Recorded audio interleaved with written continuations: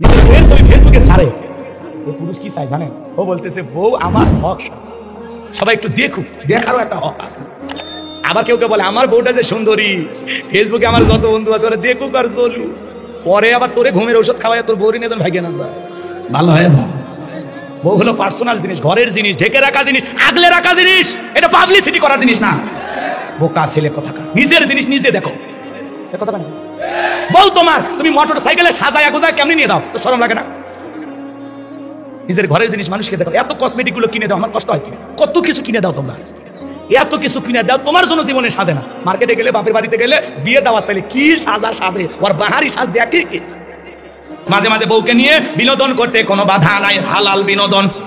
মাঝে মাঝে বউকে নিয়ে কক্সবাজার চলে যাবেন, বউ খুশি, দুনিয়ার সব খুশি, ঘর ঠিক সব ঠিক, ঘরের শান্তি, সব জায়গায় শান্তি। কথা কয় না, রাগ করছেন?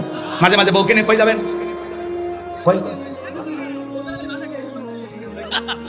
রাগ করতেছেন মনে হয়। মাঝে মাঝে বউকে নিয়ে কক্সবাজারে যাবেন, বোরকা পরায়, পর্দা করায়, ফরজ পর্দা মাইনা। কথা কন ঠিক না? ফরজ পর্দা মাইনা আপনি বউকে নিয়ে এখানে সেখানে ঘুরতে পারবেন, পিকনিক স্পটে যাবেন যেখানে ভদ্রলোকেরা যায়। কথা বলেন ঠিক না? বউকে নিয়ে এখানে সেখানে ঘুরতে গেলে কোনো সমস্যা নাই, তবে যা করবেন বোরকা পরায়, পর্দা করায় ঘোরাফেরা, ঠিক আছে তো ইনশাল্লাহ? বউকে বোরকা পরায়, পর্দা করায় বাহিনী নিয়ে ঘুরলে কোনো গুনাহ হবে? গুনাহ হবে তখন হাফ প্যান্ট পরে স্বামী স্ত্রী যখন সমুদ্রের সৈকতে নামে গোসল করবে, আপনার বউকে নিয়ে ঘোরার উপরে তুলে একটা সেলফি মারবেন, ক্লিক, ওই আবার ওই ছবিটা আবার ফেসবুকে আপলোড করে। অবশেষে প্রিয় তোমার সঙ্গে কক্সবাজার প্রথম দিন কাটলো। ওর সাপাত বাড়ি রে, নিজের বউয়ের ছবি ফেসবুকে ছাড়ে।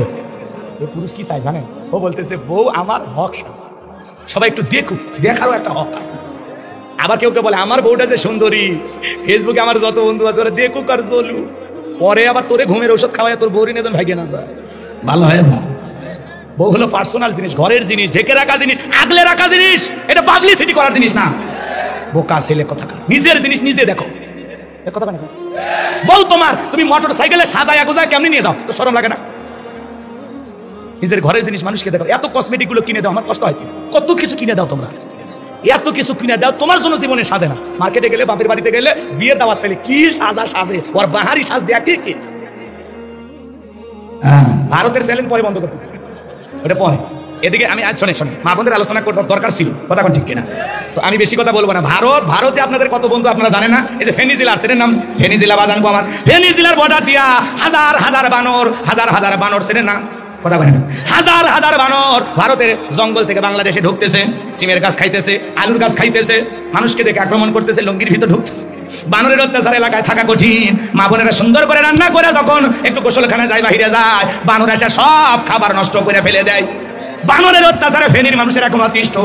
সীমান্তবর্তী এলাকার যে গ্রামের মানুষগুলো আছে ওদেরকে বলা হচ্ছে, কি হচ্ছে? বলে ভাই এই বানরগুলো, ভারতের বানরগুলো এত খারাপ, এত খারাপ, আলুর জমির আলুর গাছ খাইতেছে, সিমের গাছ খাইতেছে, রান্না বান্না করা সবজি খাইতেছে, যা খুশি তাই করতেছে। বানরের অত্যাচারে অতিষ্ঠ হয়ে এলাকায় থাকা এখন কঠিন হয়ে গেছে। এখন একটা নতুন আতঙ্কের নাম হলো বানর। বান্দর ছেড়ে না, বানর। ভারত আমাদের বন্ধু, বানর ছেড়ে দিছে। আমরা কত ভালোবাসি, একটা কুত্তা ওই দিকে আমার দেখি না, আর ওরা বানর ছেড়ে দিয়ে হাজার হাজার বানর ঢুকে বাংলাদেশের সবজি ফল ফসল নষ্ট করতেছে। কথা বলে কেরা? ওরা বলতেছে যে আমরা পশু অধিদপ্তরে যারা আছে তাদেরকে খবর দিছি, ওনারা আসলে অবশ্য একটা সমাধান হবে। কথাকে বোঝেন নাই মনে হয়? ওই পশু অধিদপ্তরের লোকেরা যারা, তারা যদি একটু সহযোগিতা করে তাহলে হয়তো ভাই সীমান্তবর্তী এলাকার মানুষেরা কিছুটা শান্তিতে থাকবে। তাহলে বানরের অত্যাচারেও এলাকায় থাকা যায় না। কথা কোন ঠিক কিনা? ভালো করে বোঝেন বাজান গো আমার। লম্বা হবে, লম্বা করবো না। মানুষের কষ্ট দেখলে আমাদেরও কষ্ট লাগে। কথা কোন? একটা পশু প্রাণী যদি এসে অত্যাচার করে, ঠিক থাকে কিন্তু কঠিন। কথা কোন ঠিক কিনা? সেটা বানর হোক, এই যে পাগলা কুকুরও মাঝে মাঝে একদিনে বিচ্ছর মানুষ কেমনে দেয়, আছে না ভাই? এটা পশু প্রাণীর অত্যাচার সহ্য করা কিন্তু খুব কঠিন। ওদেরকে আদব কাজে শিখানো হচ্ছে। কথা কোন? ওই বানরের কি শিকল লাগানো আছে, যা খুশি তাই করতেছে। কথা কোন ঠিক কিনা? একটা লাভ দিয়ে মানুষের ঘাড়ের উপরে চলে, আছে না? খুব দুষ্ট বানর। কথা কোন ঠিক কিনা? এই বাজান গো আমার, কি যেন বলতে চাইছিলাম, ভারতের কথা আপনারা শুনতে চাইছেন, মা বোনদের কথা একটু অপেক্ষা করেন, যদি সময় হয় সেটা বলে দিব। বাজান গো আমার, হুদাল্লিল মুত্তাকিন, মুত্তাকি বান্দাদের জন্য গাইডলাইন হিসাবে, পথ প্রদর্শক হিসাবে আসমান থেকে কিতাবটি নাজিল করেছেন কে? সেই কিতাবের আলোচনা শুনলে লাভ না লস? লাভটা কি আমার আল্লাহ জানায় দিলেন, ওয়া ইযা কুরিয়াল কুরআনু ফাসতামিউ লাহু ওয়া আনসিতু লাআল্লাকুম তুরহামুন। সূরা আরাফ আয়াত নাম্বার 204 আমার আল্লাহ রাব্বুল আলামিন জানায় দিলেন, তোমাদের সামনে যখন কোরআন পাঠ করা হয়, কোরআনের আলোচনা করা হয়, চুপ করে কান লাগিয়ে মনোযোগ সহকারে কোরআনের কথাগুলো শ্রবণ করো। যারা চুপচাপ কোরআনুল কারীমের কথাগুলো শ্রবণ করবে, আমার আল্লাহ রাব্বুল আলামিন আসমান থেকে তাদের উপরে আল্লাহ রহমত বৃষ্টির মতো নাজিল করবেন। বলুন সুবহানাল্লাহ। তাহলে কোরআনের কথা শুনলে লাভ না ক্ষতি? লাভটা কার? আমাদের। কথা বলেন ঠিক কিনা? আমার আল্লাহ বলেন ওয়াযাক্কির ফা ইন্না যিকরা তানফাউল মুমিনিন, সূরা জারিয়ার 55 নম্বর আয়াত আল্লাহ ডেকে বলেন, যারা আমার মুমিন বান্দা তাদের সামনে যখন কোরআন দেওয়াজ করা হয়, কোরআন থেকে উপদেশ দেওয়া হয়, এই কথাগুলো শোনার পর আমার মুমিন বান্দাদের উপকারে আসবে। বলুন সুবহানাল্লাহ। তাহলে আল্লাহর কোরআন থেকে আমরা কথা শুনে আমাদের লাভ। কথা বলেন ঠিক কিনা? তাহলে কোনো ভূমিকা নয়, সরাসরি আল্লাহর কোরআন থেকে আলোচনা করতে চাই। জবান ছেড়ে সবাই একটু আমার সাথে তিলাওয়াত করুন। আউযু বিল্লাহি মিনাশ শাইতানির রাজিম, বিসমিল্লাহির রহমানির রহিম। বিতাড়িত মুদ্দার শয়তানের কাছ থেকে আল্লাহ পাকের কাছে আশ্রয় প্রার্থনা চাচ্ছি। পরম করুণাময় দয়ালু আল্লাহ তাআলার নামে শুরু করছি। আমার আল্লাহ রাব্বুল আলামিন বলেন, ইন্নাল্লাযীনা ক্বালু রাব্বুনাল্লাহু সুম্মা ইসতাকামু তাতানাজ্জালু আলাইহিমুল মালাইকাতু আল্লা তাখাফু ওয়া লা তাহজানু ওয়া আবশিরু বিল জান্নাতিল্লাতী কুনতুম তুআদুন।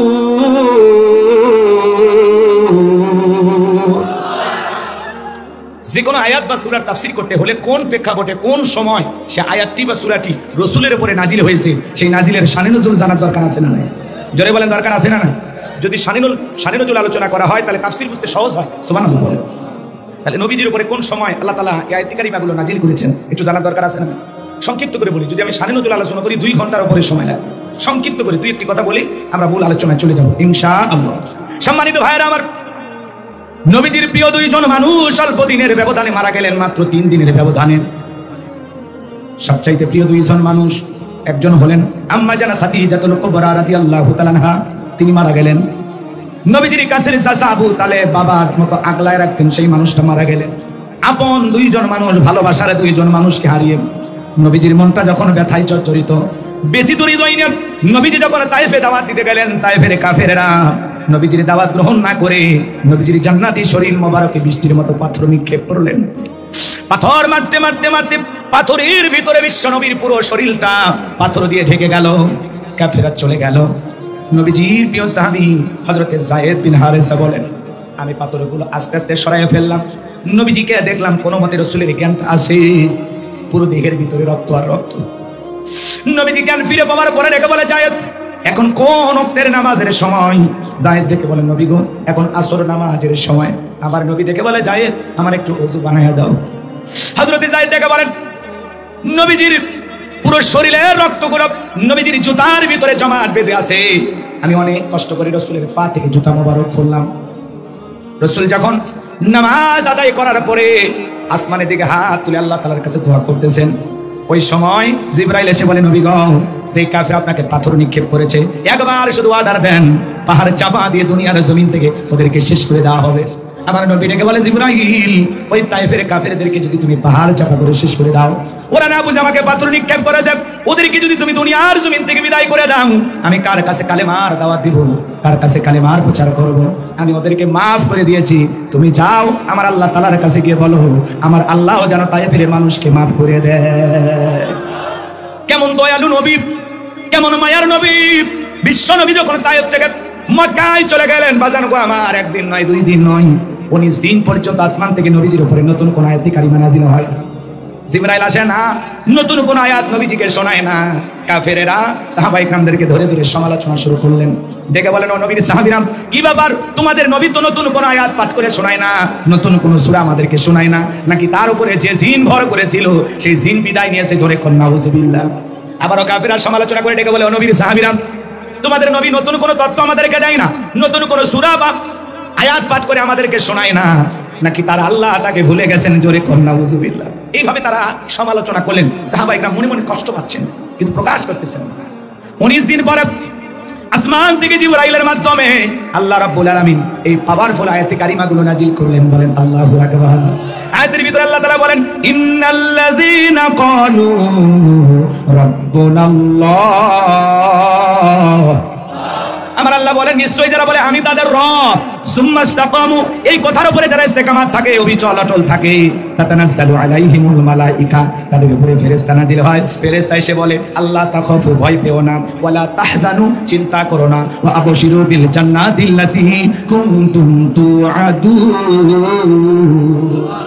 তোমাদের এই যে জান্নাতের প্রতিশ্রুতি, যে জান্নাতের ওয়াদা দেওয়া হয়েছে, সেই জান্নাত পেয়ে তোমরা আনন্দিত হও। বলুন সুবহানাল্লাহ। এটা হলো আয়াতের সরল অনুবাদ। একটু মনোযোগ দিয়ে কথাগুলো শুনবেন। আয়াতের শুরুতে আল্লাহ বলেন ইন্নাল্লাযীনা ক্বালু রাব্বুনাল্লাহ, নিশ্চয়ই যারা বলে আমি তাদের রব, সুম্মা ইসতাকামু, এই কথার উপরে যারা ইস্তেকামাত থাকে, দৃঢ় থাকে, মজবুত থাকে যে আল্লাহ আমার রব, এই কথার উপরে যারা টিকে থাকে। আপনাদের এলাকায় রাস্তা আছে না? এই রাস্তার দুই ধারে গাছ লাগানো থাকে। যখন ঝড় আসে, তুফান আসে, আইলা, নার্গিস, হুদহুদ, সনি, ফনি, মিক্সাউ, মিথিলি, নানা ধরনের ঘূর্ণিঝড় নাম আবিষ্কার হয়। কথা বলেন ঠিক কিনা? এই ঘূর্ণিঝড়গুলো যখন হয় দেখবেন রাস্তার অনেক গাছ ভেঙে তছনছ হয়ে রাস্তার উপরে পড়ে থাকে, আবার কিছু গাছ মজবুত ভাবে শিকড় নিয়ে দাঁড়িয়ে থাকে। কথা বলেন ঠিক কিনা? এইভাবে আপনাকে আমাকে দাঁড়িয়ে থাকতে হবে ঝড় তুফান মোকাবেলা করে। ওই গাছটা যেভাবে ঠিক আছে, মুসলমানকেও হাজারো ঝড় তুফান মোকাবেলা করে সুম্মা ইসতাকামু, এই কথার উপরে ইস্তেকামাত থাকতে হবে। আল্লাহ আমার রব, তিনি আমার জন্য সব, আল্লাহ আমার রব, এই রবই আমার সব। আল্লাহ ছাড়া দুনিয়ার কারো কাছে মাথা নত করা যাবে না, কারো গোলামি করা যাবে না। কথা বলেন ঠিক কিনা? আপনি যখন বলবেন আল্লাহ আমার রব, এই কথার উপরে টিকে থাকতে গেলে আপনার উপরে মামলা আসবে, হামলা আসবে, নির্যাতন আসবে, জুলুম আসবে, বাতিলের হাজারো বাধা, বাতিলের হাজারো নির্যাতন, জুলুম, কষ্ট সহ্য করে আপনাকে টিকে থাকতেই হবে। কথা বলেন ঠিক কিনা? আমরা একটু অবস্থার বেগতি দেখলেই দাড়ি ধরতেছে, সেলুনে যা বলে আপাতত দাড়ি কাটিয়ে দে। কথা কয় না? অবস্থা ভালো হোক পরে দাড়ি রাখা যাবে। দেখলেই টুপি ধরতেছে, আপাতত টুপি মাথায় দেওয়ার দরকার নাই। আছে না? নাই? এই দুর্বল ঈমান নিয়ে জান্নাতে যাবেন? জান্নাত মামুর বাড়ির ডাল খেলে একদম খাইতে দেবে? জান্নাতে যেতে হলে আপনাকে পরীক্ষার পথ পেরিয়ে জান্নাতে যেতে হবে। পরীক্ষা দেওয়া ছাড়া আপনি মুমিন দাবি করে লাভ হবে না। কথা বলেন ঠিক কিনা? আপনি যদি নিজেকে ঈমানদার, মুমিন, মুত্তাকি দাবি করেন, আপনাকে পরীক্ষা দেওয়াই লাগবে। কথা কয় না? রাগ করতেছেন মনে হয়? কথা আরো সামনের দিকে গেলে বুঝবেন ভালো। কষ্ট পাচ্ছেন আপনারা? একটু শোনেন। আল্লাহ তাআলা বলেন ইন্নাল্লাযীনা ক্বালু রাব্বুনাল্লাহ, নিশ্চয়ই যারা বলে আমি তাদের রব। ও সিরাজগঞ্জের মুসলমান, ডান হাতটা তুলে শাহাদাত আঙ্গুলি দ্বারা ইশারা করে চিৎকার মেরে ডেকে বলেন তোমাদের রব কে? আর একটু জোরে ডাক দিয়ে বলেন। সবাই একটু মহব্বতে ডাক দিয়ে বলেন। আর একটু জোরে বলেন আল্লাহ। কলিজার সবটুকু আবেগ ভালোবাসা নিয়ে চিৎকার মেরে বলেন আল্লাহ। এই যে আল্লাহ আল্লাহ বলে ডাক দিলাম, আমাদের আল্লাহ খুশি না বেজা? দুনিয়াতে যদি বাবাকে ডাক দেন বাবা বাবা, বাবা রাগান্বিত হয়, এই এত বাবা বাবা করিস কেন? তোর কি মরণের বিগের উঠছে? বাবা বাবা বাবা ভালো লাগে, চুপ। ধমক দেয়। মাকে যদি ডাক দেন মা মা মা, মা রাগান্বিত হয়। বিয়ে দিলে 2 বাচ্চার বাবা হয়ে যাবি, তা মা মা সারলি না। ভাইকে যদি ডাক দেন লিটন ভাই, সাদত ভাই, রুবেল ভাই, আর একবার ভাই বললে তোরে তুলে আসার মেরে ভুড়ি ভাইকে। হুজুর কি হাসানোর জন্য বললেন না? কেন বললাম ভালো করে শোনেন। দুনিয়াতে যদি বাবাকে ডাক দেন বাবা বাবা, অত বাবা বাবা শুনতে বাবারও ভালো লাগে না, বাবাও রাগান্বিত হয়, মেজাজ গরম করে। দুনিয়াতে যদি মাকে ডাক দেন মা মা, অত মা মা শুনতে মায়েরও ভালো লাগে না, মায়েরও মেজাজ গরম হয়ে যায়। ভাইকে ডাক দিলে অতিরিক্ত ভাই ভাই শুনতে ভাইয়েরও ভালো লাগে না, ভাইয়েরও মেজাজ গরম হয়ে যায়। কিন্তু এমন এক সৃষ্টিকর্তা, এমন এক স্রষ্টা, এমন এক আল্লাহ পেয়েছি, কোটি কোটি বার ডাক দিলেও বিরক্ত হন না যিনি, তিনি কে? যত ডাকবেন বেশি তত আপনার আমার মর্যাদা সম্মান বাড়বে বেশি। কথা কোন ঠিক কিনা? ভালো করে বোঝেন বাজান গো আমার। আল্লাহ তাআলা ডেকে বলেন ইন্নাল্লাযীনা ক্বালু রাব্বুনাল্লাহ, নিশ্চয়ই যারা বলে আমি তাদের রব। রূহের জগতে আল্লাহ রাব্বুল আলামিন আপনাকে আমাকে প্রশ্ন করেছিলেন আলাস্তু বিরাব্বিকুম, আমি কি তোমাদের রব নই? আমরা সেদিন সবাই জবাব দিয়ে বলেছিলাম ক্বালু বালা, অবশ্যই আপনি আমাদের রব। এই পৃথিবীর জমিনে আসার পরে আল্লাহ রাব্বুল আলামিন সর্বপ্রথম যে আয়াতে কারিমা নাজিল করলেন ইকরা বিসমি রাব্বিকাল্লাযী খলাক, পরে তোমার রবের নামে যিনি তোমাদেরকে সৃষ্টি করেছেন। এই আয়াতের ভিতরে রব শব্দ আছে না নাই? সেই রবের জ্ঞান শিক্ষা দেওয়া হয় কোথায়? স্কুল, কলেজ নাকি মাদ্রাসায়? ছোট্ট বাচ্চা মাদ্রাসায় পড়ে, কি সুন্দর বৈশা পেশাব করে, টিস্যু নাই, পানি নাই। ওস্তাদে বলেছে বাবা দাঁড়িয়ে পেশাব করা হারাম। ওস্তাদ বলেছে বাবা যারা পেশাব থেকে পবিত্রতা অর্জন করে না, এই জন্য কবরের শাস্তিটাকে ভোগ করতে হবে, সাবধান হয়ে যাও। ওস্তাদের কথা শুনে ছেলেটা আমল করে। ছোট্ট বাচ্চা কি সুন্দর আদব কায়দা চলাফেরা। মাদ্রাসার 8-10 বছরের বাচ্চাগুলো দেখে বড় মায়া লাগে। বাড়িতে যা মাকে সালাম দেয়, বাবাকে সালাম দেয়, রাস্তাঘাটে মুরব্বি দেখলে সালাম দেয়, কি সুন্দর ব্যবহার, কি সুন্দর চেহারা, দেখাই মাশাআল্লাহ ভালো লাগে। আর কত ছেলে স্কুলে বলে, স্কুলে পরে ব্যাগটা পিছনে ঝোলানো আছে, পেশাব করতেছে আর লিখতেছে। একজনকে জিজ্ঞাসা করলাম বাবা কোথায় পড়ো? প্রাইমারিতে। কোন ক্লাস? ক্লাস 3-তে। তো তুমি বৈশা পেশাব করো না, দাঁড়ায় কেন পেশাব করো? তোমাদের কি শিক্ষা প্রতিষ্ঠানে আদব কায়দা শেখানো হয় না? ও তখন ডেকে বলতেছে প্রাইমারি পেশাব খানা যায় দেখে আমার সারি দাই দাঁড়িয়ে থেকে পেশাব করে। তার মানে যেমন দেখতেছে তেমন শিখতেছে। আজকে শিক্ষা ব্যবস্থাকে ধ্বংস করা হচ্ছে। ডিম ভাজিনি শেখানো হবে, আলু ভর্তা শেখানো হবে, নানান ধরনের শিক্ষার নতুন নিয়ম নীতি করা হয়েছে, যা আপনার আমার সন্তানকে ধ্বংসের দিকে ঠেলে দেবে। কথা বলেন ঠিক কিনা? কথা বুঝতে ওনারা আবার বলতেছে এটা ভারতের কোনো একটা শিক্ষকদের ট্রেনিং চলতেছিল, সেখানকার ভিডিও। এই কথা যদি সত্য হয় আপনাদেরকে ধন্যবাদ। আমরা আমাদের বাচ্চাদেরকে কেমনে ঘুমাইতে হয় এটা স্কুলে শিখাইতে চাই না, কেমনে ডিম ভাজি করতে হয় এটা শিখাতে চাই না, আলু ভর্তা কেমনে করতে হয় শিখাতে চাই না। ওনারা আবার গবেষণা করে বলতেছে 2050 সালের পরে বাংলাদেশে অনেক মানুষ রান্না করতে চাইবে না। বউ যদি রান্না করে না দেয়, স্বামী তখন কি করবে? যেহেতু স্বামী পড়াশোনা করেছে, বউ পড়াশোনা করেছে, রান্নার বিষয়টা দুজনেরই জানা থাকলো।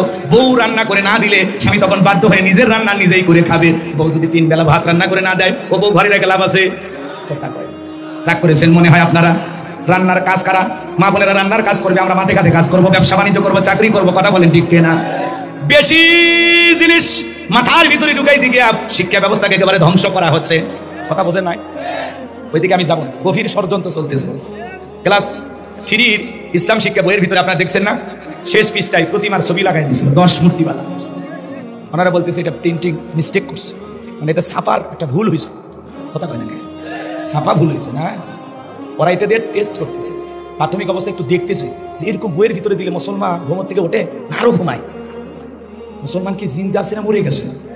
বাংলাদেশের মুসলমানদের ইমানের অবস্থা কি, ইসলামের অবস্থা কি, এটা একটু পরীক্ষা করতেছে, নাড়া দিতেছে।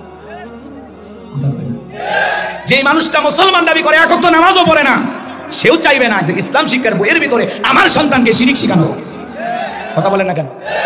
আপনি একই বইয়ের ভিতরে ঢুকে দিচ্ছেন। কি সুন্দর ব্যবস্থা! এত বড় ভুল! একটা লাইনের ভিতরে বানান ভুল হতে পারে, 2-1টা লাইন কম বেশি হতে পারে। এত বড় একটা মূর্তির ছবি বইয়ের ভিতরে ঢুকে গেল, আপনারা টেরি পাইলেন না। যারা দায়িত্বশীল আছে তারা কি সঠিকভাবে দায়িত্ব পালন করছে? এই জন্য বাংলাদেশের, আমি আমার ভাষায় বলি, বাংলাদেশের ইসলাম এখন লাইফ সাপোর্টে আছে, কোন মতে বেঁচে আছে। ওরা এত কিছু করে, আমাদের ঘুমই ভাঙে না।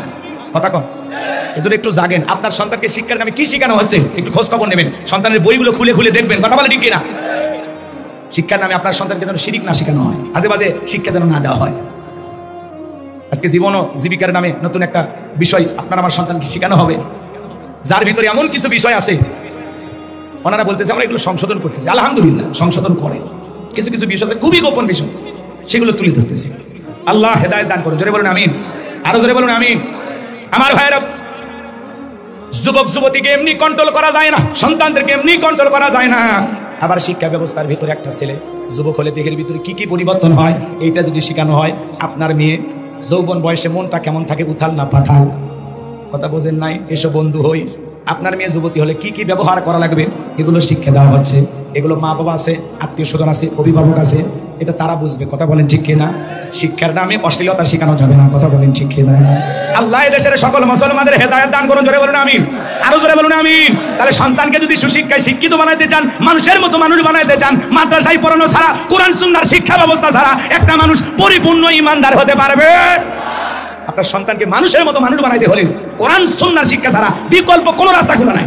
আগে কোরআন হাদিস দিয়ে শিখাই অন্তরটা আলোকিত করেন, মানুষ বানান আগে, এরপরে ডাক্তার বানান, ইঞ্জিনিয়ার বানান, নেতা বানান, কোনো সমস্যা নেই। কিন্তু ছোটবেলায় মাদ্রাসাকে কোরআন হাদিস পড়াবেন, পারবেন তো ইনশাআল্লাহ? আল্লাহ কবুল করেন। জোরে বলেন আমিন। ছোটবেলায় যদি এগুলো না শিখাইতে পারেন, বড় যত হবে শিখার চান্সই পাবেন। ছোট্ট বাচ্চা মাদ্রাসা করে, বাবা ফোন দিলে সালাম দেয়, আসসালামু আলাইকুম। আর আপনার ছেলে কলেজে পড়ে, আর চলাফেরা বাপরে বাপ, এলাকায় এসে মরো সেখানে ঘরে, রাস্তার মধ্যে গাড়ি ব্রেক করিয়া সেন্টার টান দিয়া কুকুরের মতো দাঁড়িয়ে থেকে পেশাব করে, বসেও না, আসে না। আল্লাহ হেদায়েত দান করুন। জোরে বলেন আমিন। এই জন্য আদবওয়ালা, আখলাকওয়ালা, চরিত্রবান, গুণবান একটা সন্তান যদি তৈরি করতে চান, ওর ভিত্তিটা মজবুত হওয়া লাগবে। সেটা হলো কি? সর্বপ্রথম কোরআন এবং সুন্নাহর জ্ঞান আপনার সন্তানের মাথার মেমোরির মধ্যে ঢুকিয়ে দেওয়া লাগবে। আগে আলোকিত মানুষ বানানো লাগবে। কথা বলেন কি না? কোনটা হালাল কোনটা হারাম এটা যদি আপনার সন্তান বোঝে, বড় হয়ে দেখবেন মানুষের মতো মানুষ হয়ে চলবে। কথা বলেন ঠিক কিনা? লম্বা হবে, লম্বা করবো না, সংক্ষিপ্ত কথা বলে দিয়ে যাই বাজানবো আমার। আল্লাহ ডেকে বলেন, ইকরা বিসমি রাব্বিকাল্লাযী খলাক, পরে তোমার রবের নামে যিনি তোমাদেরকে সৃষ্টি করেছেন। সেই রবের জ্ঞান অবশ্যই আমাদেরকে অর্জন করার দরকার আছে না নাই? এরপরে পবিত্র কোরআনুল কারীমের 1 নাম্বার সূরা, সূরাটির নাম হলো ফাতিহা, এর 1 নাম্বার আয়াত জবান ছেড়ে সবাই একটু পড়ুন, আলহামদুলিল্লাহি রাব্বিল আলামিন।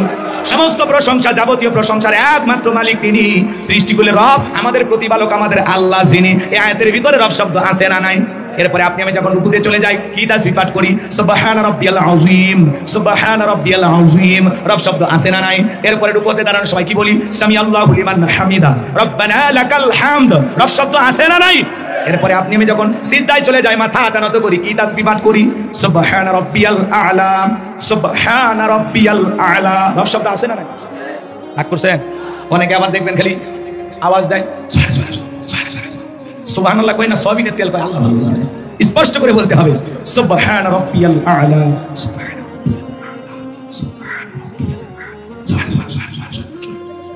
আছে না? আছে না? আপনাদের এলাকায় না, স্পষ্ট করে বলতে হবে, কথা বলে ঠিক না? এরপরে নামাজ যখন শেষ হয়ে যায় আল্লাহর কাছে দু হাত পেতে দোয়া করি, কি বলি? রব্বানা আতিনা ফিদ দুনিয়া হাসানাতাও ওয়া ফিল আখিরাতি হাসানাতাও ওয়া কিনা আযাবান নার। সূরা বাকারা 201 নম্বর আয়াত। আল্লাহর কাছে ডেকে বলি, হে আমাদের রব, আমাদেরকে দুনিয়ার কল্যাণ দান করো, আখিরাতের কল্যাণ দান করো, ওই কঠিন জাহান্নামের আগুন থেকে আমাদের মুক্তি দাও। তাহলে ইহকাল পরকালের কল্যাণ দেওয়ার মালিক কে? জাহান্নামের আগুন থেকে বাঁচানোর মালিক কে? পবিত্র কুরআনুল কারীমের সর্বশেষ যে সূরাটির নাম হলো নাস, তার 1 নম্বর আয়াত, কুল আউযু বিরাব্বিন নাস। রব শব্দ আছে না নাই? জীবনের পরতে পরতে রব। আপনি আমি যেদিন মারা যাব ওই মসজিদের মাইকে যেদিন এলান জারি হবে, এই গ্রামের অমুক ব্যক্তি বেঁচে নাই, ইন্না লিল্লাহি ওয়া ইন্না ইলাইহি রাজিউন। আপনার আমার মৃত্যুর সংবাদ শোনার পর ছেলেটা কেঁদে বলবে বাবা নাই, মেয়েটা কেঁদে বলবে বাবা নাই, প্রিয়তমা স্ত্রী কেঁদে বলবে আমার স্বামী নাই, মা বাবা বেঁচে থাকলে বলবে কলিজার ধনটা হারাইলাম। আপনার আমার মৃত্যুর সংবাদ শোনার পর পাড়া প্রতিবেশী বন্ধু বান্ধব সবাই ছুটে আসবে ওই দামি বিল্ডিং থেকে নামাইয়া, আরামের বিছানা থেকে নামাইয়া এ বাজানকে আমার বাড়ির বাইরে নিয়ে যাবে, চকির উপরে শোয়া দেবে মশারি টাঙাইয়া, দেখে রঙিন পোশাক খুইলা এ বাজান গো আমার, দেখে রঙিন পোশাক খুইলা গরম পানি দিয়ে গোসল করাইয়া দিয়া চকলেটের মতো সাদা কাপড়ের মধ্যে মোড়াইয়া ওই মসজিদের খাটিয়াতে তুইলা 4 জন বরযাত্রী ধরে এক পা দুপা করে কবরস্থান পর্যন্ত নিয়ে যাবে। ওই কবরে 3 জন ব্যক্তি নামবে। আপনার আমার লাশটা কবরে রাখার পর একে একে সবাই কবর থেকে উঠে আনবে। ওই কবরে লাশটা রাখার পর দূর আকাশ একটু একটু দেখা যায়। এরপরে যখন বাঁশের বিছানা বিছাইয়া দেবে, বাঁশের ছিদ্রগুলো দিয়ে হালকা একটু আলো কবরে প্রবেশ করে। এরপরে যখন কবরে মাটি দিয়ে দেবে বাজার, কবরটা হয়ে যাবে ঘোর অন্ধকার। আত্মীয় স্বজন সবাই মাটি দিয়ে চলে আসবে। ওদের পায়ের আওয়াজ কবরে থাকা ব্যক্তি শুনতে পাইবে, চিৎকার মেরে ডেকে বলবে ইয়াকা রাইকা যাও না, আমাকে সঙ্গে নিয়ে যাও। কবরে থাকা ব্যক্তির চিৎকার দুনিয়ার কেউ শুনতে পাবে না। ওই কবর বড় কঠিন জায়গা, যেই কবরের ডানে মাটি বামে মাটি, মাটির হবে বিছানা, ওপরেতে বাঁশের ছাউনি, কবর নাম তার ঠিকানা। যেই কবরে নাই বাতি নাই সাথী, এ যুবকেরা দল কথাগুলো খুব একটু মনোযোগ দিয়ে কথাগুলো শোনার এবং বোঝার চেষ্টা করো। আমার নবীজি বলেন যে কবরে চলে গেল তার চাইতে অসহায় আর কেউ নাই। বিশ্ব নবী ডেকে বলেন ক্বালা ক্বালা রাসূলুল্লাহ সাল্লাল্লাহু আলাইহি সাল্লাম ইন্নামাল কুবুরু রাউযাতুম মিন রিয়াদিল জান্নাহ আও হুফরাতুম মিন হুফারিন নার। রাওয়াহু তিরমিজি। বিশ্ব নবী ডেকে বলেন যে ব্যক্তির আমল ভালো, মৃত্যুর সঙ্গে সঙ্গে আল্লাহ রাব্বুল আলামিন তার কবরটাকে জান্নাতের বাগান বানায় দিবেন। বলেন সুবহানাল্লাহ।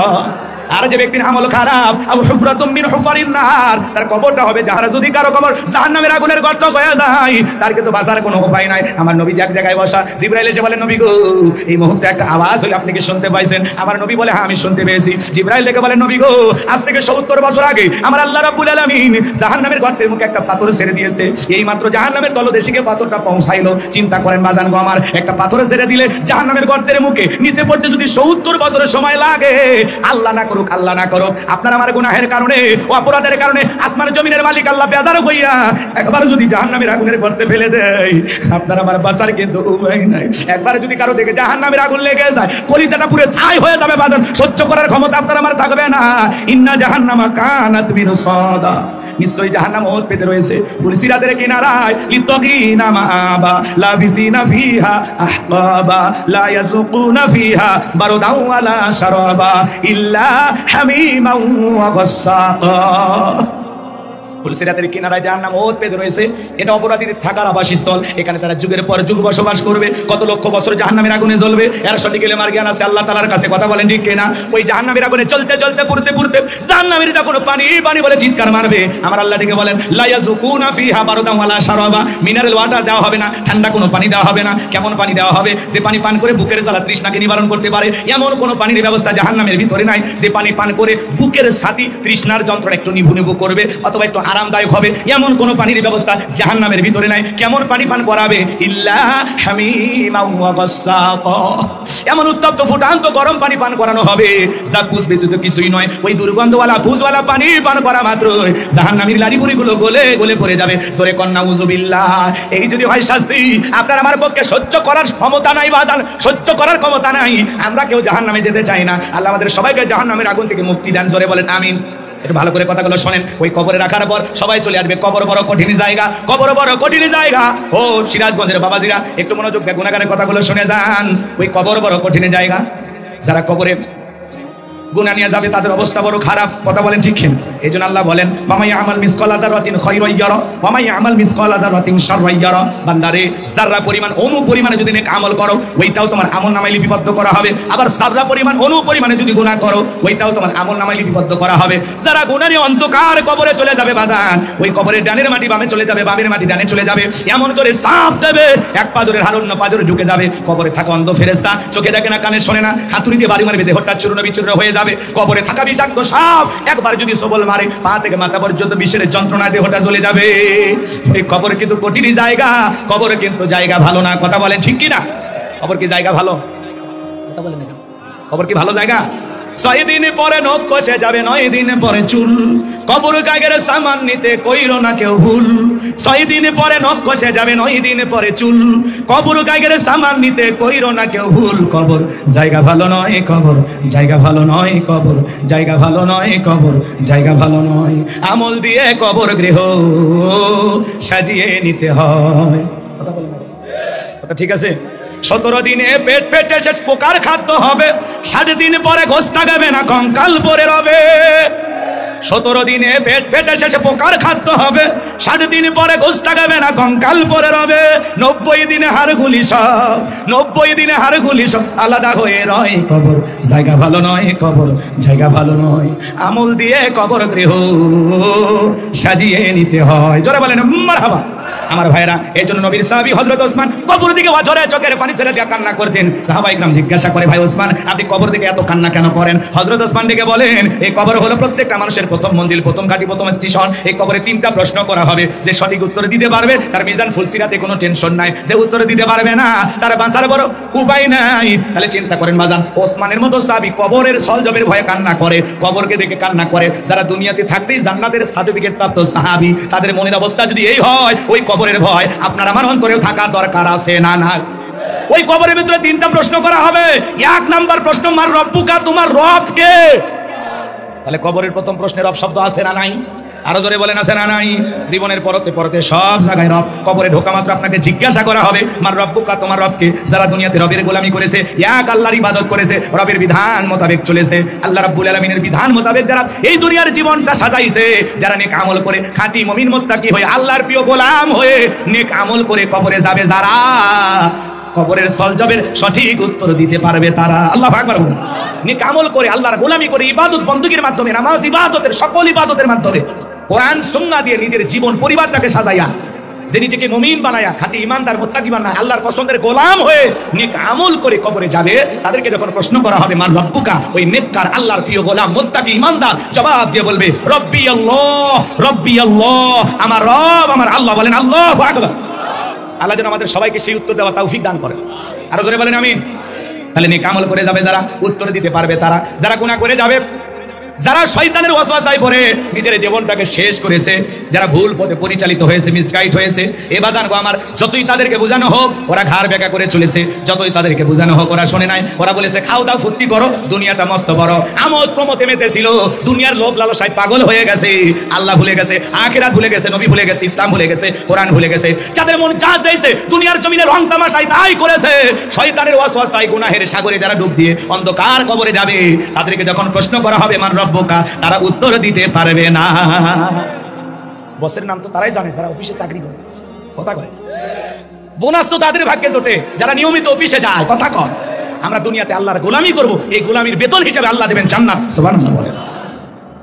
আমরা আল্লাহর গোলাম হয়ে কবরে যেতে চাই। আমাদের সবচেয়ে বড় পরিচয় আমরা কার গোলাম? যারা গুনাহ করে নিজের জীবনটাকে শেষ করে দিয়ে অন্ধকার কবরে যাবে, এদেরকে যখন প্রশ্ন করা হবে মান রব্বুকা, উত্তর দিতে পারবে না, ফেল ফেল করে তাকিয়ে থাকবে।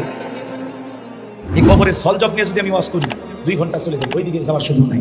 যুবক, তুমি 31st নাইট পালন করা নিয়ে ব্যস্ত, হ্যাপি নিউ ইয়ার পালন করা নিয়ে ব্যস্ত, 14ই ফেব্রুয়ারি পালন করা নিয়ে ব্যস্ত। কথা বলে কবরের প্রথম নাইটটা কিভাবে কাটবে, পহেলা রাতটা কিভাবে কাটবে, কবরে একা একা কেমনে থাকবা, কবরের ফার্স্ট নাইটটা কিভাবে কাটবে, এই যুবক তোমার আমার সেই চিন্তা করা দরকার আছে না নাই? তাহলে নেক আমল করে কবরটা কারা কারা সাজাইছে, তার 2 হাত তুলে আল্লাহকে একবার দেখা। আল্লাহ আমাদের সবাইকে নেক আমল করে কবরে যাওয়ার তৌফিক দান করুন। জোরে বলুন আমিন।